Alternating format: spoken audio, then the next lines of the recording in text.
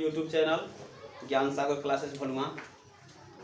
आज हम लोग क्लास 9th के फर्स्ट चैप्टर वास्तविक संख्या जो भारती भवन बुक है उसी से हम लोग पढ़ेंगे। ठीक है, तो सबसे पहला चैप्टर है वास्तविक संख्या।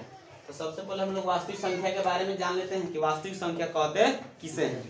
तो वास्तविक संख्या किसे कहते हैं, हम कह देंगे कि परिमेय संख्या और अपरिमेय संख्याओं के समुच्चयों को हम क्या कहते हैं, वास्तविक संख्या कहते हैं। तो इसमें संख्या के बारे में कुछ संबंधित बातें हैं जो कि हम लोग को जानना होगा। तो सबसे पहले इसमें हम लोग जान लेते हैं पूर्ण संख्या। ठीक है, तो सबसे पहले हमको मिलेगा पूर्ण संख्या, दूसरा मिलेगा हमको प्राकृत संख्या। ठीक है, और तीसरा मिलेगा पूर्णांक, और इसके बाद जो हमको पढ़ना है वो हो जाएगा सम संख्या,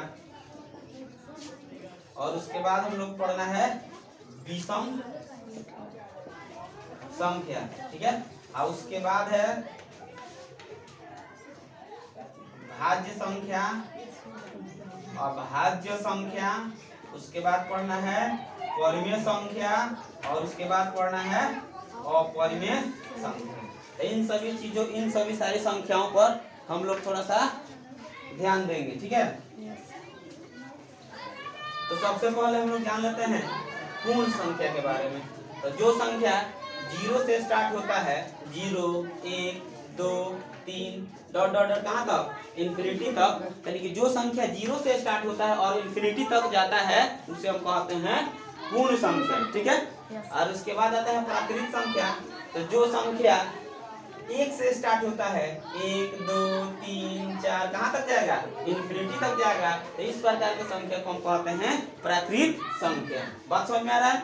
उसके बाद हम लोग को पढ़ना है पूर्णांक। तो पूर्णांक को कह देंगे कि माइनस इन्फिनिटी से स्टार्ट होगा और कहाँ तक, जैसे कि मान लेते हैं -2 ले लिए, -1 ले लिए, 0, 1, 2 कहाँ तक जाएंगे, इन्फिनिटी तक जाएंगे। तो ये कहला जाएगा क्या, पूर्णांक। बात समझ में आया। उसके बाद हम लोग को पढ़ना है सम संख्या। तो सम संख्या के बारे में अब सबको पता ही होगा।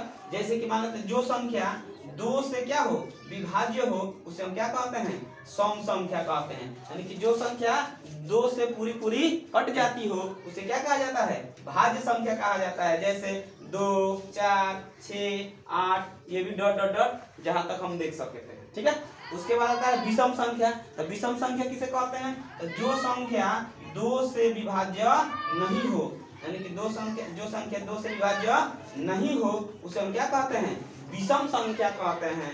जैसे 1, 3, 5, 7 डॉट डॉट डॉट इन्फिनिटी तक ये भी जा सकता है। उसके बाद हम लोग को पढ़ना है भाज्य संख्या। तो भाज्य संख्या किसे कहते हैं, तो इसको हम अलग अलग प्रकार से अलग अलग मतलब डिफाइन इसके परिभाषा दे सकते हैं। तो सबसे पहले हम जानते हैं भाज्य संख्या कि भाज्य संख्या किसे कहते हैं। तो वैसी संख्या जिसमें 2 संख्या से ज्यादा संख्या से भाग लगता हो उसे हम क्या कहते हैं, भाज्य संख्या कहा जाता है। ठीक है, या हम ऐसे भी कह सकते हैं कि जिन संख्याओं का गुणनखंड 2 से ज्यादा हो उसे हम क्या कहते हैं, भाज्य संख्या कहते हैं। जैसे इसको हम एग्जाम्पल के तौर पर आसानी से समझ सकते हैं। जैसे देख लेते हैं 4। तो 4 में हम किन किन संख्याओं से भाग दे सकते हैं, तो 4 में हम भाग दे सकते हैं 1 से, 2 से और किस से, 4 से भाग दे सकते हैं। बात समझ में आ रहा है ना। यानी कि इसमें 2 संख्या से ज्यादा संख्या से भाग लग रहा है ना। तो जब 2 संख्या से ज्यादा संख्या से जिस संख्या में भाग लगता है उसी को हम क्या कहते हैं, भाज्य संख्या कहते हैं। कोई दिक्कत, तब यहाँ पर इसका एग्जाम्पल हम ले सकते हैं। हो जाएगा कितना, 4, 6, 8, 9, 10, उसके बाद हो जाएगा 12 डॉट डॉट डॉट इसी तरह देख सकते हैं। ठीक है, उसके बाद आता है क्या, अभाज्य संख्या। तो इसका अभाज्य संख्या का डिफिनेशन हो जाएगा कि जिस संख्या में एक और खुद उसी संख्या से भाग लगता है उसे हम क्या कहते हैं, अभाज्य संख्या कहते हैं। जैसे मान लीजिए सबसे छोटा अभाज्य संख्या क्या होता है, 2 होता है। 2 में देख सकते हैं, इसमें हम 1 से भाग दे सकते हैं और 2 से भाग दे सकते हैं, और किसी संख्या से भाग लगेगा इसमें नहीं लगेगा। तो इसी कारण ये क्या है, अभाज्य संख्या है। तो सबसे छोटा अभाज्य संख्या क्या होता है, 2 होता है। इसी प्रकार और भी देखना चाहें तो हम देख सकते हैं, 3 देख लेते हैं। 3 क्या है, भाज्य है कि अभाज्य है, ये भी इसमें भी हम 1 से और कितना से, 3 से भाग दे सकते हैं। तो ये भी क्या है, एक अभाज्य संख्या है। बात समझ में आ रहा है ना। उसके बाद हम लोग को पढ़ना है इसमें एग्जाम्पल अगर देखना चाहते हैं तो देख सकते हैं, 2 हो जाएगा, 3 हो जाएगा, 5 हो जाएगा, 7 हो जाएगा, 11 हो जाएगा, 13 हो जाएगा, 17 हो जाएगा। इसी प्रकार और भी सारी संख्याएं अभाज्य संख्या में आती हैं।